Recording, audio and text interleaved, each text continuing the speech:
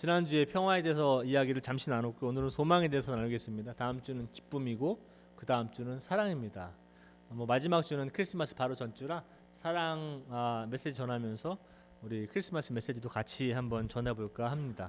우리 잠시 기도하고 하나님 말씀 나누겠습니다. 하나님, 우리들의 마음에 오셔서 평화의 씨 그리고 소망의 씨앗을 심어주시기를 원합니다.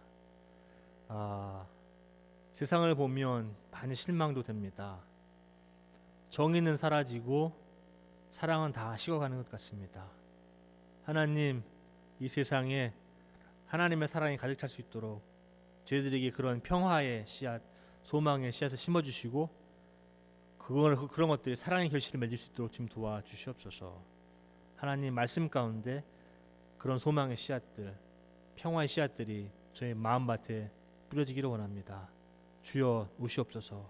예수 이름으로 기도합니다. 아멘. 누군지 아십니까? 메시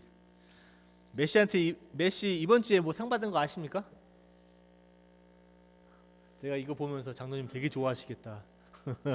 제가 아가페 교회에서 축구를 많이 배웠습니다. 제가 축구 전혀 모르는데 뭐 장로님을 비롯해서 강 집사님도 그렇고 저 뒤에 앉아 계시는 우리 유 집사님도 그렇고 이 축구에 대해서 제가 많이 듣습니다. 그래서 어저께 밤에도 막 설교 준비하고 있는데 11시에 우리 와이프가 막 내려오더니 비디오를 하나 봐야 된다는 거예요. 그래서 손흥민 비디오라고 그러더니 아니 설교 준비하고 있는데 지금 밑에서 막 쓰고 있는데 이걸 봐야 된다는 거예요. 그래서 이거 뭐냐 그랬더니 손흥민이 뭐 기록을 깼다는 거예요. 그래서 뭔 기록을 또 깼냐? 손흥민 계속 깨고 있는데 요즘 아시아 사람이라 그랬더니 80m를 혼자 단독 드리블로 해서 몇 명을 제꼈죠?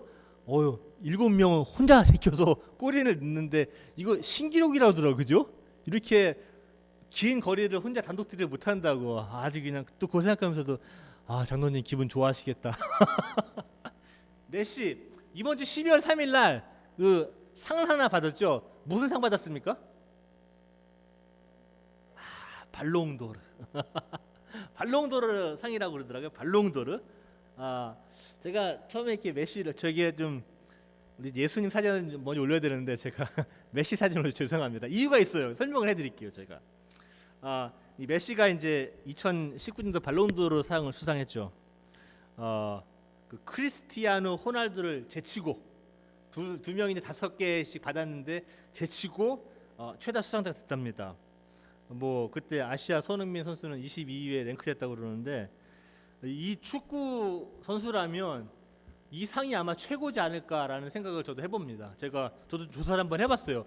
왜 발롱도르가 왜 이렇게 유명한가? 다른 상도 많은데 왜 이렇게 유명한가? 이제 저도 알아봤는데 이게 발롱도르 상은 전 세계 173명의 기자가 투표한답니다. 그러니까 다른 무슨 FIFA나 이런 데도 상이 있는데 거기는 이제 기자도 투표하고 무슨 감독도 투표하고 막 이런데요. 근데 이 발롱도르만 유일하게 기자단으로만 구성된 투표인단이 투표한답니다. 173명이. 그렇기 때문에 굉장히 1956년에 그 프랑스에서 시작했다고 제가 좀 찾아봤습니다. 그래서 오로지 기자단의 투표만으로 투표하기 때문에 굉장히 공정한 상이다. 이거는 이제 감독이 투표한 것도 아니고 그렇기 때문에 이해 당사자가 있지 않기 때문에 이 상이 그래도 최고의 상이라고 이야기를 하는 것 같더라고요. 그래서 이 메시가 6번째 상을 받았답니다. 6번째. 메시가 키가 얼마인지 아십니까? 지금 170입니다. 제가 180인데 메시가 옆에 딱 쓰면 한 요 정도 돼요. 한번 생각해 보십시오. 메시가 세계 최고의 인류 선수인데 모르겠습니다. 축구가 키가 커야 되는 건지는 모르겠지만 너무 작으면 스포츠는 좀 불리한 게 많거든요. 제가 봐도 우리도 테니스를 쳐도 이 아르헨티나에 굉장히 슈아츠라고 엄청나게 잘 치는 친구가 있어요. 그 친구가 저보다 작아요. 근데 엄청 잘 쳐요. 근데 키 큰 선수가 오면은 다 져요. 왜냐하면 서브를 막 위에서 막 꽂으니까. 그러니까는 키가 어느 정도 제가 축구에서 중요한지는 모르겠지만 너무 작으면 힘들잖아요. 저렇게 프로페셔널 이제 전 세계 랭킹에서 키가 170입니다. 이 사람이. 제가 이번 주에 우리 발롱도르 상 나오면서 메시가 어렸을 적에 당한 일을 제가 한번 들었어요. 메시가 이제 어릴 때 축구를 하는데 뭐 10살, 뭐 12살, 13살 뭐 그때였던 것 같아요. 그러니까는 그때도 작았나 봐요, 메시가. 그러니까 작다 보니까 이제 우리 이번 주에 그 카멘테이터가 하는 말이 이런 얘기를 하더라고요. 우리가 축구를 하는데 보통은 이제 축구 선수가 공을 이제 몰아가잖아요. 어저께도 손흥민이 보면 공을 잘 몰잖아요. 이제 축구 선수가 공을 몰아가는데 메시가 공을 몰아가는 게 아니라 이거는 공이 메시를 쫓아다니는 것 같다라고 얘기합니다. 그래서 이상하다. 보통은 사람이 축구 선수가 공을 쫓아다니는데 메시는 꼭 공이 메시를 쫓아다니는 것 같다고 얘기를 하더라고요. 왜 그런가 이제 얘기를 하시는데 이 사람 어렸을 적에 키가 작으니까 무슨 성장판인가 뭐가 문제가 있었고 잘 크지 못한 것 같아요. 그러다 보니까는 메시가 어렸을 적에 나도 축구를 잘하고 싶은데 이거 어떻게 극복할 방법이 있겠는가 생각해서 그 사람이 혼자 생각을 해서 개발했답니다.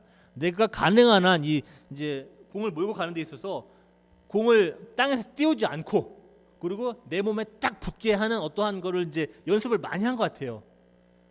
그래서 지금 현재 또 2019년도 6번째 발로운드로상을 참 받은 선수인데 보면은 내가 키가 작으면 나는 안 되는구나 하고 보통 포기하는데 이 사람은 나는 안 되는 거가 아니라 다른 방법이 있지 않을까? 라고 포기하지 않은 사람입니다. 그래서 지금 37살에 발로운드로상을 6번째 뭐 세계 최고죠. 호날두를 제치고 포기하지 않으면 희망을 가지면 그 어린 나이 때도 소망을 가지면 방법을 찾으면 이 나이 때 그렇게 지금 발로운드로상을 6번째 수상합니다. 가족기도라고 제가 좀 올려놨는데 여러분들 이제 가족기도 좀 하시죠. 저희도 뭐 다 같이 모여 있는 시간이 많이 없어갖고 주로 기도하는 시간은 밥 먹을 때입니다. 저녁상 이제 기도할 때 우리가 아침도 각자 먹고 나가고 뭐 점심도 뭐 다 나가 있고 그러니까 저녁 때 모이면 기도를 합니다. 이제 기도를 하는데 여러분들도 이제 다른 여러분들 기도하시는 것처럼 우리 뭐 아빠 뭐 목회 잘하게 해주세요. 뭐 아빠 허리 안 아프게 해주세요. 뭐 그리고 아빠 러펌 잘 되게 해주세요. 그리고 자기네들은 우리 공부도 잘하고 테니스도 잘 치게 해주세요. 그리고 엄마는 지금 이거 손가락 때문에 지금 엄마가 빨리 나아서 다시 정상적인 엄마가 되게 해주세요. 레귤러 맘이 되게 해주세요. 막 기도합니다. 이런 식으로. 그리고 우리가 그 중에 하나 빼먹지 않는 기도가 요즘에는 여러분 뭐 아시는 분도 좀 계시겠지만 우리 버지니아 한 한국 목사님이 사고가 나셔갖고 듀크에 그 아들이 좀 있었어요. 사고가 나갖고 14살짜리인데 사고가 나서 어머니랑 더 다른 딸하고 아들은 다 잘 다쳤지만 나왔는데 이 14살짜리는 지금 코마 상태입니다. 코마. 지금 벌써 몇 달 됐어요. 듀크에서도 한참 있다가 지금은 볼티모어로 갔어요. 볼티모어에 있는 그리고 코마 전문 병원에 들어가 있습니다. 얼마 전에 다시 문제가 생겨서 다시 존스 홉킨스 병원 아시죠? 지금 이송된 상태입니다. 그래서 지금 안절부절하고 있습니다. 다들 이제 14살짜리인데 축구도 잘하고 뭐 운동도 잘하는 그러한 우리 학생이었던 것 같은데 갑자기 누워서 아무것도 반응을 안 합니다. 그래서 우리가 그 학생 이름이 톤인데 이제 우리가 그 학생 이름을 부르면서 하나님께서 그와 함께 해주세요라고 우리가 또 잠시 기도를 합니다. 기도를 하는 이유는 이렇습니다. 기도를 하는 이유는 소망 때문이라는 놈 때문입니다. 소망, 희망이라는 놈 때문입니다. 이게 그 끈을 놓지 않기 때문입니다. 하나님께서 우리와 함께 계시는 한 우리는 포기할 이유가 하나도 없다고 저는 생각합니다. 오히려 우리가 먼저 포기하고 주저앉죠. 그래서 안 된다고 이야기합니다. 미리 안 된다고 얘기해 내 스스로한테. 이건 안 되는 거야. Why not이라는 퀘스천 안 합니다. 왜 안 돼라는 질문 안 합니다. 나름대로 우리가 그런 질문을 기도를 할 때 매일 기도를 할 때 토니를 이야기할 때 우리는 그런 도전합니다. Why not? 왜 안 되는 거야 이거? 왜 하나님이 안 고쳐주시는 거야? 고쳐줄 수 있는 거 아니야? 라는 의도로 우리는 계속 그 소망이라는 희망이라는 끈을 놓지 않고 있기 때문에 기도를 합니다. 소망과 희망이 없으면 기도 안 하셔도 됩니다. 우리는 그 소망이 있기 때문에 내일은 오늘과 틀리다고 하는 믿음 때문에 다음 주는 내년은 내가 나보다 더 나은 내가 있기를 믿기 때문에 기도합니다. Why not? 왜 안 되는 거야? 그래서 우리는 메시도 포기하지 않았고 저희 집도 저녁에 모일 때 아직까지 포기하지 않았음을 공표합니다. 우리는 아직까지 톤이 포기 안 했다. 기도합니다. 우리만 하고 있는 거 아니에요. 많은 사람들이 지금 기도합니다. 제가 페이스북 보면은 많은 사람이 기도합니다. 포기하지 않았기 때문입니다. 제가 책을 하나 소개시켜 드릴 건데 마크 맨슨인데 희망에 관한 책입니다. 근데 희망에 관한 책인데 책 제목이 좀 특이해요. 한국 제목을 한번 보시겠습니다. 다음 페이지. 우리 영어 제목은 조금 한국 제목은 이거예요. 희망 버리기 기술. 근데 이 책이 영어 부제가 희망에 관한 책이에요. 근데 제목은 희망 버리기 기술이에요. 그래서 이거 좀 이상하다. 이게 영어 제목을 제가 좀 지웠어요. 조금 inappropriate해요. 나중에 찾아보 아마존 가부터 나와요. 마크 맨슨 치시면 다 나와요. 그러니까 찾아보시고 이 사람이 한국 부제였습니다. 엉망진창의 세상에서 흔들리지 않고 나아가는 힘. 이 사람이 여기서 이제 간단하게 뭐 제가 책 소개하는 건 아닌데 이 사람이 좀 여러 가지 얘기를 하는데 그 중에 하나가 이겁니다. 우리 세상에 지금 과학이 발전하고 의학이 발전하고 우리 삶이 편해지고 이제 사람은 더 오래 살고 있고 그리고 이제 새로운 아이가 태어나면 이제 아가가 이제 죽는율이 많이 좀 적어지고 우리 인생도 많이 편해졌고 지금 제 전화를 보면은 전화 갖고도 이거 삼성 건데 뭐 여기다가 누르면 제 뭐 심방 박동수부터 시작해갖고서는 산소 포화도 뭐 다 나옵니다. 여기에 이 전화가 지금 전화가 1969년이죠. 달에 보낼 때 나사가 썼던 그 슈퍼 컴퓨터보다 이게 더 세답니다. 힘이 계산 능력이 이게 더 빠르답니다. 이게 보통 기계가 아니에요. 이걸로 지금 달도 보낼 수 있다는 거예요. 계산을 지금 이런 세상 살고 있습니다. 근데 이 작가는 마크 맨슨은 이럽니다. 이런 세상에 살고 있는데 많은 사람들이 지금도 고독하고 우울증으로 시달리고 어느 때는 자살까지 하는 이런 일들이 아직까지도 많다는 거예요. 아직까지도 많다는 게 아니라 더 악화됐다고 이 사람은 이야기합니다. 그래서 어려움이 있으면 우리는 회피를 한다는 겁니다. 없는 것처럼 이제 어려움이 있으면 없는 것처럼 하거나 도망치거나 그 극복할 생각을 하지 않고 회피하고 도망간다고 얘기합니다. 그러니까 우리를 좀 더 약하게 만드는 거예요. 그래서 이 사람은 그런 어려움이 왔을 때 극복하는 고통, 이 고통은 절대 나쁜 것이 아니다라고 이야기합니다. 뭐 이분이 기독교인이 아닌지는 모르겠지만 제가 볼 때는 성경적인 것 같아요. 성경도 고통을 많이 이야기하거든요. 오늘도 좀 이따 바울 선생님 얘기하면서 고통을 얘기할 건데 이 고통은 절대 나쁜 것이 아니다. 그러면서 이 사람이 이렇게 얘기합니다. 버킷리스트. 버킷리스트가 뭔지 아시죠? 버킷이 이제 그 버킷 양동이 같은 거예요. 그랬다가 이제 미국 표현이 다 아실 거예요. 미국 표현인데 버킷리스트가 뭐냐 하면은 내가 원하는 게 뭐냐. 나는 뭐 차를 사고 싶고 집을 사고 싶고 무슨 좋은 대학을 가고 싶고 돈 얼마큼 벌고 싶고 어느 회사 가서 일하고 싶고 아니면 어디서 은퇴하고 싶고 이런 것들이 이제 버킷리스트에 포함이 돼요. 어떤 사람은 내가 포르쉐를 사야 되겠다. 어떤 사람은 내가 저기 산에 별장 하나 사야 되겠다. 아니면 보트를 사야 되겠다. 뭐 이런 것들이 많이 있어요. 버킷리스트. 사람들이 생각하기에 버킷리스트가 많고 내가 그것을 이루면 행복하다고 생각한답니다. 근데 이분 말씀에 의하면 이게 0부터 10까지 0은 행복하지 않음, 10은 진짜 무진장 행복함. 0부터 10까지 있으면 여러분들의 지금 행복은 0부터 10 사이 어디에 있습니까? 10 2, 3? 분에게 계시겠죠? 이분은 보통 사람들은 보통 한 7에 있다고 합니다. 7.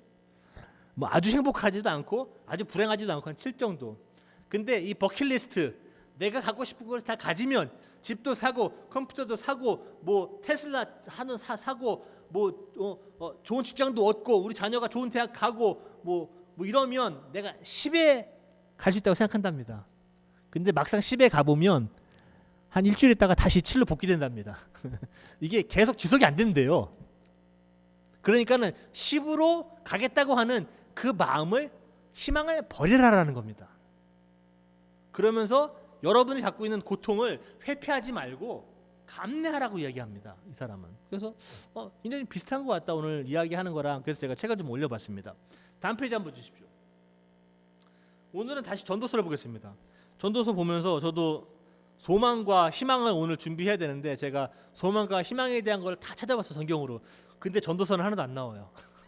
그래서 이상하다. 전도서가 굉장히 저한 개인적으로는 희망의 메시지가 가득 찬 건데 제가 호프 뭐 찾아보면은 성경 다 찾아보면은 이 전도서는 하나도 인용을 안 해요. 그러니까 말 뜻 자체로 소망이라는 단어가 없기 때문에 그래요. 근데 내용상으로는 너무나 소망으로 꽉 찬 제가 책 같아요. 지금 우리 강 집사님이 읽으셨듯이 하늘 아래 모든 일에는 정한 때가 있다. 알맞은 때가 있다. 모든 것에는 그 때가 있다. 그 때를 기다려야지. 그 때를 기다리지 않으면 이제 우리 인생이 힘들어집니다. 특히 우리 자녀들 볼 때, 특히 티네이저 가진 우리 부모님들, 다 티네이저 보내신 분들도 다 많이 계시고 지금 티네이저 저처럼 인생을 왜 이렇게 힘들까? 라고 매일매일 되뇌이는 부모님도 많이 있습니다. 저뿐만이 아닌 것 같아요. 티네이저 가신 분들 제가 얘기해 보면은 그래도 난 좀 남편인가? 뭐 위로도 됩니다. 제 친구랑도 지난주 얘기하면서 커네리크슨 친구하고 그 친구도 자녀가 넷이에요. 근데 거기는 전부 다 그냥 터울이 짧아요. 그러다 보니까 자기는 다 포기했다 그럽니다. 지금 다 놨대요 이제. 그냥 다 내려놨대요. 그래서 이제 제가 그 티네이저 가진 부모님들은 이제 이야기해 보면은 동감이 많이 됩니다. 정말 어렵다. 근데 우리가 어려운 이유는 생각해 보면은 그 자녀가 꽃이라면 꽃을 피울 그 때가 있는데 그 때가 오지 않으니까 자꾸 앞당기려고 하진 않는 건가? 당장 그때 얘가 커서 정말로 이 사회에서 커다랗게 봉사도 하고 정말 정직하고 정말 인생에 대해서 올바른 견해도 갖고 있고 다른 사람들과 좀 조화롭게 살고 뭐 이런 것들. 그런데 우리는 때로는 그 시간을 못 기다립니다. 그래서 오늘도 성경을 보면 그 때를 알고 기다리는 것이 나름대로는 소망, 희망 뭐 이런 것 같아요. 그래서 포기했지만 포기한다고 그러지만 사실상 제가 얘기하고 있는 거는 우리 아들이 때가 아직 안 왔구나. 우리 딸이 아직 때가 아직 안 왔구나. 기다려야지. 이 기다림. 그래서 우리 전도서 3장 6절에 이렇게 얘기합니다. 포기할 때가 있다. 버릴 때가 있다. 포기하지 않을 때가 있지만 포기할 때가 있다. 버리지 않고 이렇게 거둬들일 때가 있지만 내가 버릴 때가 있다. 제가 볼 때는 이걸 아는 사람들은 굉장히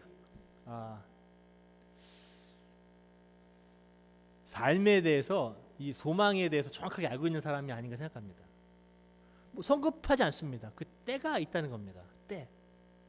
제가 뭐 뒤에 이렇게 소망은 오로지 하나님의 신의, 하나님 믿음에 근거한다. 소망은 오로지 하나님을 신뢰함으로 가능하다. 이런 것들이 성경에도 보면 많이 나와요. 특히 뭐 이제 복음서에 보면 이제 야이로의 딸 뭐 이런 사람들 나오지 않습니까? 그러면 이제 와서 막 그냥 고쳐달라고 얘기합니다. 그러면 예수님이 그러십니다. 걱정하지 말아라. 나만 믿어라. 나만 신뢰해라라고 이야기합니다. 그리고 하나님께서는 미리 말씀하십니다. 하나님께서 구약에서도 이제 많은 언약들을 통해서 말씀하십니다. 나는 너의 하나님이다. 나는 너를 버리지 않는다. 이런 하나님의 믿음, 하나님의 신의에 근거한 것이 소망입니다. 하나님께서 네가 내가 원하지 않는 행동을 하면 나는 너를 버릴 거야 라고 하나님은 끝에 가서 얘기하지 않습니다. 하나님도 중간에 좀 블러핑을 많이 하시는 것 같아요. 성경을 보면 구약에 보면은 하나님도 블러핑을 좀 하십니다. 너 이거 안 하면 나도 이거 안 하고 저거 안 하면 네가 이거 안 하고. 근데 성경을 계속 읽다 보면은 하나님이 그거는 진심은 아닌 것 같아요. 진심은 나는 너의 하나님이다. 나는 너를 버리지 않는다.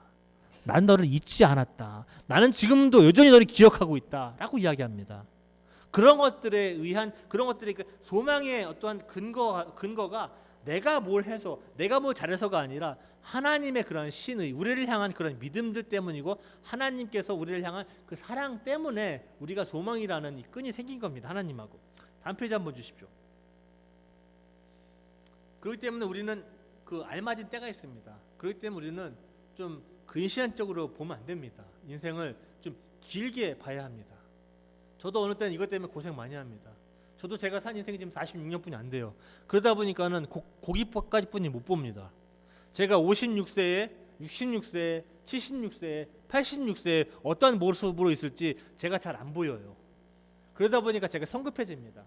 그러다 보니까는 결정도 조금 내려야 되는 데 있어서 이런 거를 긴 안목으로 보지 못하고 길게 가야 되는데, 저도 선배 목사님들 이제 가끔 그런 얘기 하시죠. 이 목사 길게 봐야 돼. 길게 봐야 돼. 근데 이 말씀이 저한테는 이해는 되지만 이게 잘 몸에 확 와닿지가 않아요. 저도 여러분들한테 길게 보라고 말씀하시지만 제가 오늘 길게 보라고 말씀드리는 이유는 알맞은 때가 있다라는 그러한 조건 하에 말씀드립니다. 다 모든 게 때가 있답니다. 그 때는 근데 내가 만들어 놓은 때가 아니라, 성경 보면은 오늘 전도서를 통해서 보면은 하나님이 그 때를 정하신다고 얘기합니다. 여러분들 기다리셔야 됩니다. 그 때가 있습니다. 때, 알맞은 때, 적절한 때. 3장 11절에 이렇게 있어요. 신기한 말인데, 신은 인간에게 현재를 초월할 수 있는 감각을 주셨다. 우리는 성경은 오늘 어떻게 얘기하냐면 이렇게 얘기합니다. 11절에 보면은 3장 11절, 하나님은 모든 것을 제때에 아름답게 지으셨다. 그리고 사람의 마음에 영원의 감각을 주셨다. 이게 이제 영어 성경을 보면은 과거와 미래에 대한 감각을 주셨다. 그리고 히브리 말로는 한 단어를 쓰거든요. 올람이라고, 영원. 그러니까 영원을 어떻게 우리가 조금 사모하는 마음, 아니면 영원이 있다고 하는 그런 믿음들을 우리에게 주셨다라고 이야기합니다. 또 말씀드리지만 아마 이 시간 개념을 갖고 사는 동물은 인간인이 유일할 겁니다. 우리는 알아요. 80, 90이면 이제 하나님한테 간다는 거 압니다. 내 인생이 이제 끝난다는 거 알아요. 저도 46인데 앞으로 40년 더 살면 이제 럭키하면 50년 살겠고, 그때 의학이 발달돼서 또 약을 더 먹으라 그러면 약을 더 먹고 버텨야 되겠죠. 이제 그래서 50년 살겠지. 그러면 가야 되는 거 알고 있습니다. 우리는. 근데 여러분들이 기르시는 뭐 강아지들, 고양이들 그런 개념 있겠습니까? 뭐 독수리가 오늘 어저께 내가 날랐던 건 너무 좀 멋있게 못 날랐어. 내일은 더 잘 날라야지. 뭐 이렇게 살아갑니까? 그렇게 살아가지 않습니다. 우리 인간이 유일하게 내일이 있다는 것을 알고 살아갑니다. 그리고 언젠가는 내가 이 세상을 떠날 것도 알고 살아갑니다. 그리고 요즘 여러분들 인생을 살아오셨다시피 어려운 시간 많이 있었죠. 힘든 시간, 고통의 시간, 아픔의 시간 많이 있었을 겁니다. 그게 우리 삶의 일부입니다. 어떤 사람들은 그 고통과 그 고난과 아픔과 슬픔 없는 세상을 갈망합니다. 사실 오늘도 시작 기도에서 읽었는데, 그 기도가 이제 이사야에서 그 천국을 바라고, 거기서는 뭐 이제 사자가 소처럼 풀을 뜯어먹고 어린아이가 뱀굴에 집어넣어도 뱀이 물지 않고 뭐 이런 식으로 얘기합니다. 그거는 이제 이사야가 그리는 어떤 천국의 마지막 형상이에요. 지금 현재 우리가 살아가고 있는 21세기 2019년 지금 가너, 캐리, 도람 뭐 이런데 골즈보로 인생 어렵습니다. 저도 인생 많이 살아오신 분들한테 제가 뭐 인생 얘기하는 게 좀 그런데, 저도 46년 살아오는데 인생이 만만치는 않았다라는 생각 들어요. 앞으로도 더 만만치는 않겠죠. 앞으로 4, 50년도 이게 더 나아지는지는 모르겠습니다. 그런데 어느 때는 포기하고 싶고, 어느 때는 세상이 나를 버린 것 같고, 어느 때는 아무도 나를 신경 쓰는 것 같지 않습니다. 나 혼자 덜렁 혼자 남은 것 같아요. 벌판에 아무도 도와주지 않습니다. 옆에 지나가는 사람들이 간혹 있지만 그렇게 도움은 되지 않습니다. 그럴 때가 저도 여러 번 있었던 것 같아요. 여러분들 뭐 말하면 뭐 하겠습니까? 오늘 전도서 말씀은 이렇습니다. 현재에 너무 실망하지 말아라. 다 모든 것을 알맞은 그 때가 있다. 하나님의 그 때를 아신다. 살릴 때도 있고 죽일 때도 있고, 씨를 뿌릴 때도 있고 거둘 때도 있고, 심을 때가 있으면 뿌리채 뽑을 때가 있고, 울 때가 있으면 웃을 때가 있고, 전쟁할 때가 있으면 평화할 때도 있고, 버릴 때도 있고, 아직 끝나지 않았다 라고 하는 명제가 우리에게 소망입니다. 아직은 끝나지 않았다. 모든 것은 다 적절한 때가 있다. 다음 페이지 한번 보십시오. 이 사도 바울이 보통 사람이 아닙니다. 이 고난과 고통의 사람이죠. 이 사람은 성경에서 보면은 인생을 참 어렵게 산 스타일이에요. 그냥 대강 교회만 다니고 왔다 갔다 그러면 되는데, 이 사람은 그렇게 살지 못했어요. 그래서 하나님의 말씀을 이방 사람들한테 전하고자 많은 위험 부담을 감수했어요. 뭐 배가 파손되지 않나, 뭐 배 물 그 파손된 배 물에서 뭐 떠다니질 않나, 이 채찍을 39대씩 몇 번을 맞질 않나, 뭐 자기 누가 죽이러 온 사람 때문에 도망가질 않나, 어디 성에서 바구니로 이렇게 내려서 도망가질 않나 살려고. 어려운 사람, 뭐 배고프고 뭐 이런 보통 사람이 아니에요, 이 사람이. 근데 이 사람이 한번 이렇게 얘기합니다. 나는 고난 가운데 기쁨을 찾는다. 하나님께 그것 때문에 감사한다. 고난과 기쁨은 두 개가 같이 가는 건가? 기쁨은 고난이 없을 텐데 이 사람은 내가 이 고난 가운데 기쁨을 찾는다라고 얘기합니다. 그리고 그것 때문에 하나님 감사한다. 왜냐하면 그 고난을 통해서 나는 인내함을 배운다. 그 많은 오래된 인내함을 통해서 나의 인격이 성숙되어진다. 그리고 그 희망이, 그 소망이 아직도 존재한다는 그러한 믿음, 그런 것 자체가 나에게 소망이다. 그리고 그 소망은 나를 실망시키지 않는다. 이게 로마서 이야기입니다. 이게 바울 선생님이 한 얘기입니다. 그 어려운 고난을 겪으신 분이 난 이제 그만할 거야. 이거 뭐 해보니까 별거 없네.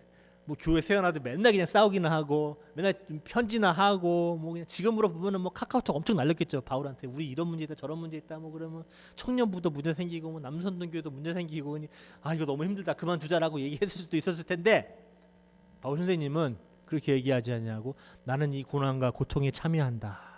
오히려 이 고난 때문에 감사하다. 왜냐하면 결론적으로는 이 고난 때문에 내 소망이 하나님 안에서 든든하기 때문이다 라고 이야기해요. 미국 속담에 이런 게 있어요. 이게 whatever does not kill you only makes you stronger. 너를 죽이지 못하는 것은 오직 너를 강하게 만들 뿐이다. 아까 그 희망버리 기술의 저자 고통과 어려움을 슬픔을 극복하라고 이야기합니다. 도망가지 말라고 얘기해요. 극복하라고 이야기합니다. 그러면 그 다음에는 내가 더 성숙해지고 더 세집니다. 여러분들 하나님께 주님 제게 인내함을 허락하십시오. 그럼 하나님이 인내를 주지 않아요. 뭘 주신지 아십니까? 인내를 수련할 수 있는 상황을 주십니다. 그러니까 인생이 어려워져요. 그러니까 여러분이 하나님께 하나님 제게 인내를 주십시오. 그럼 여러분들 인생이 어려워집니다. 왜냐하면 하나님이 자꾸 테스트해야 되니까 네가 되는지 안 되는지.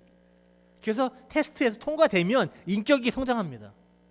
하나님이 인격을 툭 던져주는 게 아니에요. 뭐 인내를 툭 던져주는 게 아닙니다. 뭐 소망을 툭 던져주는 게 아니에요. 인내라는 것은, 인격이라는 것은 내가 테스트를 통과했을 때 하나님께서 너는 이제 인내를 배웠느냐? 그러면은 감사합니다. 인내를 배웠습니다. 고난을 통해서, 고통을 통해서, 어려움을 통해서, 슬픔을 통해서, 아픔을 통해서 인내를 배웠습니다. 그래도 나는 포기하지 않았습니다. 난 주님이 있기 때문입니다. 라고 하는 고백드립니다. 고린도서에 바울 선생님이 또 이렇게 얘기합니다. 세상의 모든 것은 사라질 것이다. 여러분들 지금 현재 보고 계시는 것 제가 100% 장담하는데 다 사라집니다. 제가 입고 있는 옷들, 구두, 초, 피아노, 이 교회 건물 어떤 시간이 지나면 다 사라집니다. 여러분들이 가졌던 집들, 차들, 명예들, 돈 벌었던 뱅크 어카운트, 리타이어먼트 어카운트, 뭐 지금 잘 나가는 테슬라, 뭐 마이크로소프트, 뭐 애플 어느 한 날에는 다 사라집니다. 사라지지 않을 것이 세 개 있다고 얘기합니다. 성경은. 이게 기독교, 그리스도교를 뒷받침하는 존재하는 기둥들입니다. 이게 믿음과 소망과 사랑이라고 얘기합니다. 물론 사랑은 그 중에 제일 크다고 또 얘기합니다. 우리가 한 2주 있다 또 얘기할 건데 소망, 여러분들이 영원히 지속될 것, 새 눈을 떼시면 안 됩니다. 지금 크리스마스 이제 몇 주 안 남았죠. 크리스마스 쇼핑 좀 시작하셨어요? 우리 막내도 엊그저께 아빠 크리스마스 내 거 선물 오더했어? 아니? 저기 땡스기빙 때 또 쇼핑 나가고 정신 없어요. 우리 지금 뭐 음식도 해야 되고 선물도 사야 되고 카드도 보내야 되고 뭐 저도 엄청 바빠요. 뭐가 이렇게 많아요. 그러다 보면 자꾸 우리 눈이 흐려져요. 그러니까 보는 것에 자꾸 마음이 쏠려요. 여러분들은 이런 시즌을 지날 때마다 또 연습하셔야 돼요. 또 연습하셔야 돼요. 수련하셔야 돼요. 또 보지 못하는 것을 보셔야 됩니다. 그게 기독교인입니다. 그 중에 하나가 소망이라는 겁니다. 다음 페이지 한번 주십시오. 오늘 뭐 마크 맨슨도 그랬고 여러분들 무엇을 자꾸 인생에 있어서 좀 더 내 인생에 보탤까 생각하지 마시고 뭘 자꾸 좀 뺄까 한번 생각해 보십시오. 뭘 더 포기해야 되나. 내가 7에 행복하면은 여기서 만족하면 됩니다. 하나님하고. 자꾸 내가 집을 가져야 되고 차를 가져야 되고 뭐 직장을 가져야 되고 뭘 가져야지 내가 10에 간다라는 건 허상입니다. 그 허상을 버리셔야 됩니다. 하나님은 여러분들이 7에 있을 때도 함께 하십니다. 뭐 7에 있다고 하나님이 70%만 함께 하시는 거 아니에요. 하나님은 100% 함께 하십니다. 고난이 오면 고통이 오면 하나님께 감사하십시오. 기쁨을 찾으세요. 그 고난을 통해서 온 인내들 잘 감내하십시오. 도망가지 마십시오. 그러면 여러분들이 인격이 예수님의 인격을 닮아갑니다. 그것이 우리는 이제 좀 어려운 말로 신학적으로 성화한다고 얘기해요. sanctification. 예수님처럼 닮아간다. 예수님은 그 고통을 예수님은 고통을 회피하신 분이 아니라 고통을 그 전 가운데 지나가신 분입니다. 그런 분을 믿기에 우리는 소망이 있는 겁니다. 그래서 우리 이제 또 읽겠지만 마태복음 보면 예수님이 태어나실 때 마태복음 1장에 보면은 예수님의 이름을 뭐라고 하라? 임마누엘이라고 하라 그래. 임마누엘. 임마누엘은 사실상 두 단어예요. 임마누가 하나예요. 임마누, 엘 섞은 거예요. 엘은 하나님이라는 뜻이 하나님. 임마누 하면은 이거는 with us. 우리와 함께 하시다. 그러니까 함께 하시다 임마누엘 하나님이 이런 뜻이에요. 우리와 하나님께서 우리와 함께 하지 않으시면 하나님이 우리와 함께 하지 않으시면 인생이 참 공허하고 힘들고 소망이라는 것이 예수님을 통해서 그런 식으로 온 건데 우리와 함께 하시는 하나님 때문에 온 건데 누군가 나와 함께 하지 않는다면 굉장히 어려워요. 꼭 하나님이 아니더라도. 내가 혼자라고 느낄 때 아무도 내 편이 없었을 적에 인생이 힘들어집니다. 누군가는 내 편을 해줘야 돼요. 내가 잘못했어도. 그럴 때 희망이 생깁니다. 그게 소망이에요. 내가 암만 잘못했어도 우리 아빠 엄마는 내 옆에 있어줘야 돼요. 내가 암만 잘못했어도 우리 와이프는 제 옆에 지켜줘야 됩니다. 우리 와이프가 암만 잘못했어도 난 우리 와이프가 맞다고 옆에 있어줘야 돼요. 그게 신나는 거거든요. 함께 하심이 그런 겁니다. 누군가는 여러분과 함께 하십니다. 그분이 바로 하나님이십니다. 다음 페이지 한번 주십시오. 우리가 실망하고 좌절할 때 더 이상은 내가 희망이 없다. 이게 끝이다. 더 이상 내가 나갈 길도 없고 내가 할 거 다 해봤는데 안 된다. 골목에 주저앉아서 이제 신세 타령하고 나는 이제 죽겠구나라고 생각할 때 바로 그때 하나님의 음성 들으시기 바랍니다. 이렇게 말씀하실 거예요. 다음 페이지 한번 주세요. 내가 너에게 또 한 번 기회를 주면 어떻겠느냐. 내가 너를 떠난 적도 없었고 앞으로 떠나지도 않겠다. 그건 내 약속 아니냐. 내가 너와 영원히 함께 하겠다. 내가 너를 여전히 사랑한다. 나는 너를 아직 포기하지 않았다. 근데 왜 네가 너 스스로를 먼저 포기하느냐. 나는 너를 버리지 않는다. 그리고 예수님이 말씀하시죠. 나를 신뢰하라. 나만 믿어라. 나만 믿어라. 다음 페이지 한번 주십시오. 이거는 우리 윌리엄 셸던이라고 심리학자이면서 의사입니다. 심리학자이면서 의사예요. 다음 페이지 한번 주세요. 이건 한국말로 이걸 번역하면 이런 거예요. 행복이란 내가 뭘 가졌을 때 행복한 게 아니라 아까 얘기하면 happiness essentially is a state, 어떤 상태를 얘기합니다. of going somewhere. 어떤 걸 어디를 간다는 겁니다. 그러니까 행복이란 본질적으로 어느 한 곳을 향해 내가 전폭적으로 아까 영어로 wholeheartedly 전폭적으로 내 마음을 다해서 가는 겁니다. 그리고 곧장 one directionally 한 방향으로 가는 것이다. 뭐 없이 후회나 의구심 없이 나아가는 그 상태가 행복한 것이다라고 얘기합니다. 이분이 기독교인지 아닌지는 모르겠어요. 근데 최소한 이 정의는 제가 볼 때는 맞다고 저는 생각합니다. 우리는 행복하기 위해서, 실이 있으면 행복하기 위해서 열심히 애를 써요. 이것저것 다 해봅니다. 고난도 회피하려고 하고, 일이 있으면 무마하려고 하기도 하고, 없는 것처럼 행동하기도 하고, 웃기도 하고, 뭐 다 해봐요. 10에 가보면 얼마 오랫동안 버티지 못합니다. 다시 7로 복귀합니다.